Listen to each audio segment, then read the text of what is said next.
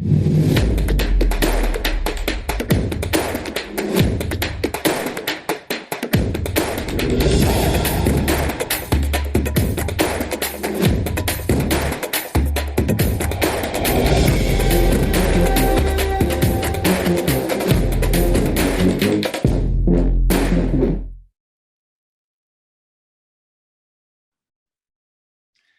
you, Anand. Namaskar, everyone.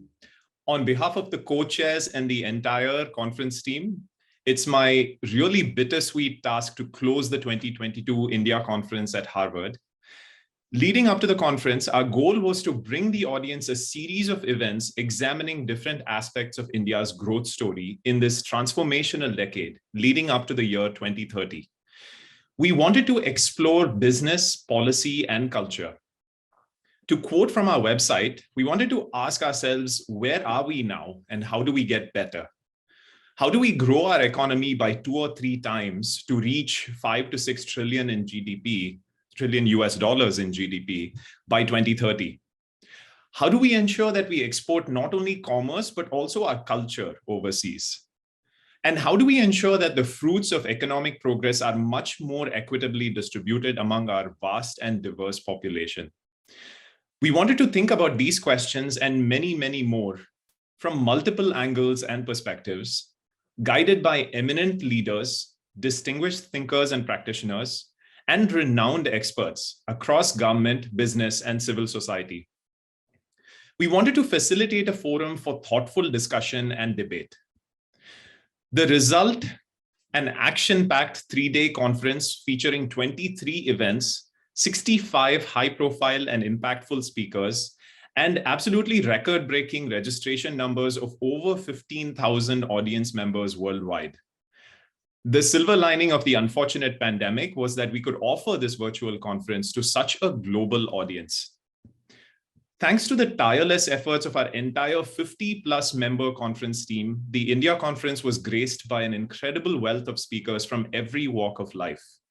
Our events included keynotes by Shri Piyush Goyal, Union Minister of Commerce and Industry, Textiles, and Consumer Affairs, Food and Public Distribution, and Shri K.T. Ramarao, Minister for Municipal Administration and Urban Development of Telangana. At the end of this whirlwind 3 days, on behalf of all my co-chairs of the India Conference, it's my privilege to express heartfelt gratitude to a number of people. Firstly, we want to reiterate our sincere thanks to all the 65 speakers who made the time to be with us and guide our thinking about India at 2030. All of us benefited tremendously from your thoughts and insights, many of which we tried to document on social media. And a quick note to audience members, recordings of all sessions will be posted on the India Conference YouTube channel after obtaining approval from the speakers. So in case you missed any sessions, or like me, if you'd like to rewatch any sessions, you will be able to do so very shortly. We will send you an email in the next few days with a link to the YouTube channel. So please stay tuned, and please also check your spam folder just in case. Secondly, we want to thank you, our global audience. We were proud and honored to virtually host you at Harvard and at the India Conference. All the discussions of the last 3 days would not have been as rich and memorable without your participation through Q&A, social media posts, and so on. Thank you for making us feel close and connected despite being virtual.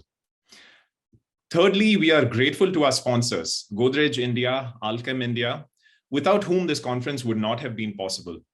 Let's take a quick moment now to hear from these sponsors.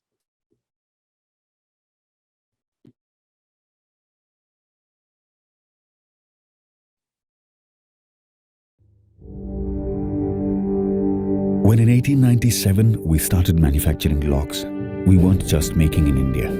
We were envisioning a self-reliant India. When in 1920 we manufactured soap from vegetable oil, we weren't just making in India. We were showing the world a humane way to meet human needs. When in 1951 we built India's first ballot boxes, we weren't just making in India. We were partaking in India's journey towards becoming the world's largest democracy. When in 1955, we made Asia's first typewriters, we weren't just making in India. we were contributing to the nation's mission of propelling women into the workforce. When in 1958, we made refrigerators, we weren't just making in India.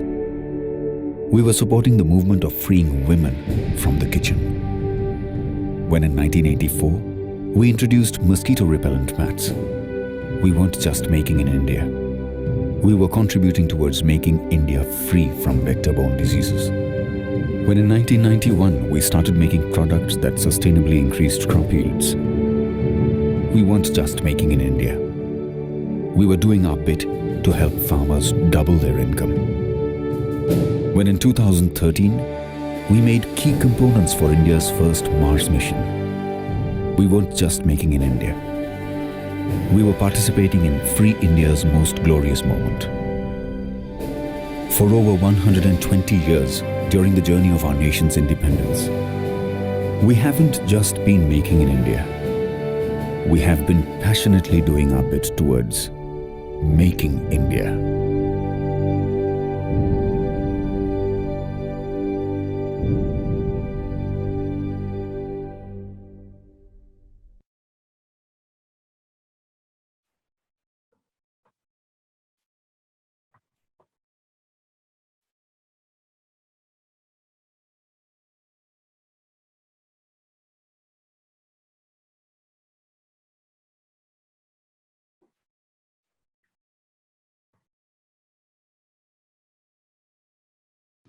Gopal, just give me a second. I'm putting the second video on.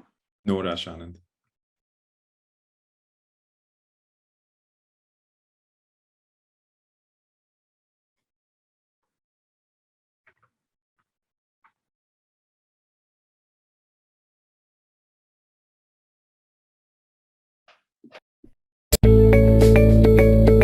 The world over, businesses exist to solve people's problems.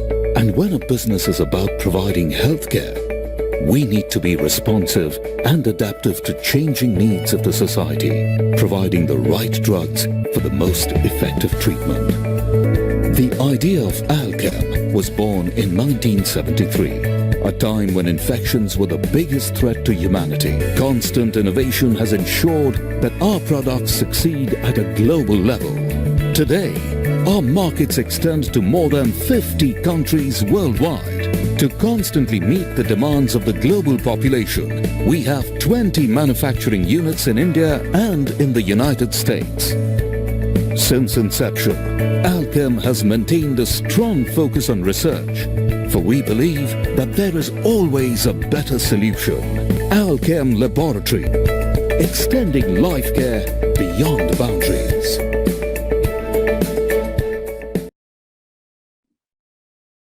Thank you again, Anand.